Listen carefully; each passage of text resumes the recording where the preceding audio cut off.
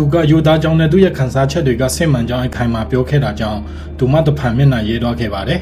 ရှီယုံကသူမရဲ့တုံ့ပြန်မှုကိုအားတင်သွားပြီးမေရီကနောက်ဆုံးမှသူ့ကိုခွင့်လွှတ်ခဲ့ပေမဲ့အဲ့လိုအပြုမှုထပ်မလုပ်ဖို့တတိပေးခဲ့ပါတယ်ပြီးတော့သူမကသူအသက်တစ်ခုခုတွေ့ရှိခဲ့လားလို့မေးခဲ့ပြီးရှီယုံကသူ့ရဲ့ခန်းစားချက်တွေကိုဖော်ပြတဲ့အခါမော်ဆွမ်းအင်တွေထွက်လာပြီးမဲ့ဒါကအဲ့ဒါကိုဖြစ်ပေါ်စေနိုင်တဲ့တစ်ခုထဲသောနီလန်ဟုတ်မဟုတ်တန်တရားဝင်နေခဲ့ပါတယ်တခြားနီလန်တစ်ခုကိုစမ်းသပ်ဖို့ဆုံးဖြတ်ပြီးရှီယုံကပျော်ရွှင်တဲ့ခန်းစားချက်တွေကိုဖြစ်ပေါ်စေဖို့ပျော်ရွှင်တဲ့အမှတ်တရတွေကိုအာရုံစိုက်ဖို့ဆုံးဖြတ်လိုက်ပါတယ်သူကမျက်လုံးတွေကိုမိတ်ပြီးသူ့ကိုပျော်ရွှင်စေတဲ့အရာတွေကိုတွေးခဲ့ပါတယ်။သူအဲ့လိုလှုပ်လိုက်တဲ့အခါမော်ဆွမ်းအင်တွေကသူ့စီကနေတဖန်စီးထွက်လာခဲ့ပါတယ်။သူနဲ့မေရီနှစ်ယောက်လုံးအဲ့ဒီတွေ့ရှိမှုကြောင့်အရန်စိတ်လို့ရှားသွားခဲ့ပါတယ်။မေရီကသူတောက်ပနေတာပဲလုံနိုင်ရင်တောင်အံ့ဩစရာကောင်းတယ်လို့အော်ဟစ်ခဲ့ပါတယ်။ရှီယုံကသူမနဲ့တိတ်တစိတ်တဘောတူခဲ့ပြီးတောက်ပနေတာပဲဖြစ်နေရင်တောင်သူကစွမ်းအင်ထွက်လာတာကိုလျှက်စစ်ငါးကလျှက်စီးကြောင်းထုတ်လွှတ်တာနဲ့နိုင်ရှင်ပြီးဖော်ပြခဲ့တယ်လို့တွေးခဲ့ပါတယ်။သူ့ရဲ့မျက်နှာကသူ့ရဲ့တိုးတက်မှုရဲ့စိတ်လှုပ်ရှားမှုတွေနဲ့လွှမ်းမိုးပြီးမိုက်ယူပျော်ရွှင်တဲ့အမူအရာနဲ့တောက်ပလာခဲ့ပါတယ်။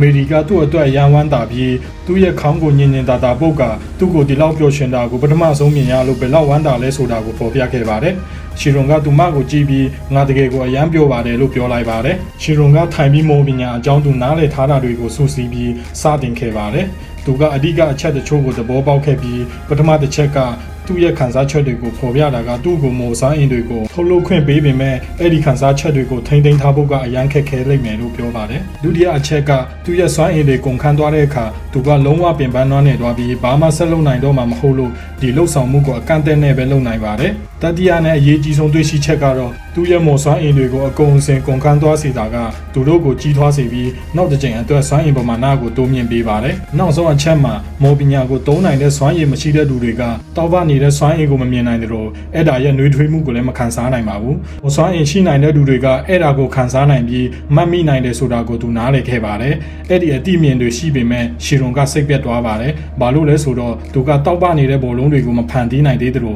ဘာကြောင့်လဲဆိုတာလည်းမသိသေးပါဘူး။သူကလက်ရှိသူ့ရဲ့မော်စွမ်းအင်ပမာဏကအရန်နဲနေလို့အဲ့ဒါတွေကိုဖန်တီးဖို့သူ့ကိုတားဆီးနေတယ်လို့ DOD ထုတ်ခဲ့ပါတယ်အထူးသဖြင့်သူကငါးနဲ့သူ့ကိုယ်သူနိုင်ရှင်တဲ့အခါအဲ့ဒီအတိမြင်ကသူ့ကိုစိတ်ပြက်စေခဲ့ပါတယ်ငါကသူ့ထက်မော်စွမ်းအင်ပုံများပုံရပြီးတောက်ပနေတဲ့ဘောလုံးတွေကိုအာယုံစိုက်ဆရာမလို့ပဲထုတ်လုပ်နိုင်ပါတယ်ရှီရွန်ကသူ့ရဲ့မော်စွမ်းအားကိုဘယ်လိုတိုးမြင့်ရမလဲဆိုတာကိုတွေးတောရင်းနဲ့ထိုင်နေခဲ့ပါတယ်သူကစဉ်းစားနေတော့တင်းမာမှုတွေတိုးလာတာကိုခံစားရပြီးနောက်ဆုံးမှစိတ်ပိုင်းဆိုင်ရာအသားစီးတစ်ခုကိုရောက်သွားပြီးမှသူကလက်မလျှော့ဖို့ညှင်းဆန်ခဲ့ပါတယ်ခိုင်မာတဲ့ဆုံးဖြတ်ချက်နဲ့သူကသူ့ကိုယ်သူကြီးညာခဲ့ပါတယ်ငါဒီလောက်ထိရောက်လာပြီးမော်ပညာကိုဘယ်လိုသုံးရမလဲဆိုတာကိုငါမသိမချင်းလက်မလျှော့ပါဘူးရှီရွန်ကအရင်ကငါးနဲ့လုတ်ခဲ့တဲ့စမ်းသပ်မှုကိုပြန်စဉ်းစားပြီးအရေးပါတဲ့အရာတစ်ခုကိုသဘောပေါက်ခဲ့ပါတယ်အဲ့ဒီအတိအမြင်ကိုအသုံးချဖို့ဆုံးဖြတ်ပြီးသူကသူ့ရဲ့မော်စွမ်းအင်ကိုထုတ်လုပ်ပြီးအဲ့ဒါကိုသူ့ရဲ့လက်ထဲကိုပဲအာရုံစိုက်ဖို့စ조사ခဲ့ပါတယ်ဒါပေမဲ့အဲ့ဒီစ조사မှုကသူမျှော်လင့်ထားတာထက်ပိုပြီးခက်ခဲခဲ့ပါတယ်မော်ပညာကိုညွှန်ကြားနေတော့မှခံစားချက်တွေကိုတွေးတောဖို့စ조사တာကသူ့ရဲ့စိတ်ကိုတစ်ချိန်တည်းမှမတူညီတဲ့အလုံးတစ်ခုကိုခွဲဖို့စ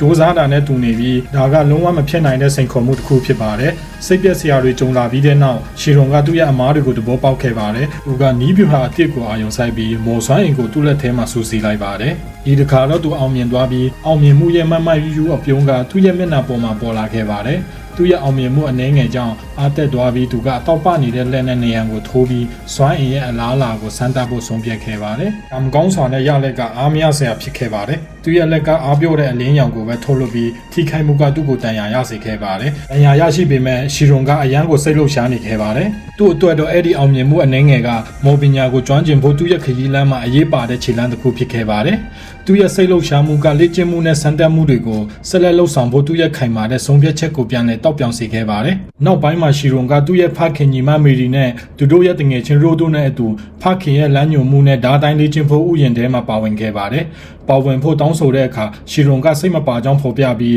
ဘယ်သူနဲ့မှမတိုက်ခိုက်ချင်တဲ့လို့ဓာတ်တိုင်းတင်ယူရတာလည်းပါအတိတ်ပဲမှမရှိဘူးလို့ပြောခဲ့ပါတယ်။သူရဲ့ဖခင်ကစိတ်ရှည်စွာရှင်းပြခဲ့ပြီးအဲ့ဒီလေ့ကျင့်မှုကလူတွေကိုတိုက်ခိုက်ဖို့တည်းမဟုတ်ပါဘူးမြို့ရဲ့လုံခြုံရေးအပြင်ဘက်မှာနေထိုင်တဲ့မိစ္ဆာတွေရန်တွေကနေကိုကာကွယ်ဖို့အရေးကြီးတဲ့ကျွမ်းကျင်မှုတစ်ခုဖြစ်ပါတယ်ရိုကသူ့ကိုယ်သူကာကွယ်ဖို့ဓာတ်တိုင်းတင်ယူခြင်းတယ်လို့စိတ်အားထက်သန်စွာထပ်ပြောခဲ့တာကြောင့်မေရီရဲ့လေ့ကျင့်မှုအပေါ်စိတ်အားထက်သန်လာခဲ့ပါတယ်ဒါပေမဲ့ရှီရွန်ကစိတ်ပြတ်နေစေပ